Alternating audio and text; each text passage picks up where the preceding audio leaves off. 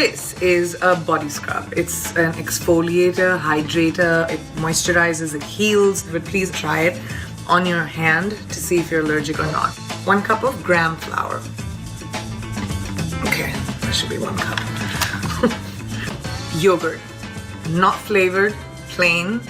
Depends on the proportions, like that much. Mix it into a paste. A little bit of lemon.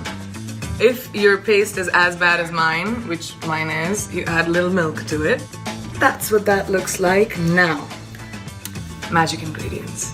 Some sandalwood powder in there. My best and most favorite ingredient, which works for everything, is turmeric. It gives it love. It might give you a little bit of a yellowish hue, so be careful about how much you put in. And you put it on your entire body. And just hang out a little bit, let it dry. I think it's almost dry, so the idea of it is to scrub it off like that. You see? So it literally like exfoliates. Do you see a difference?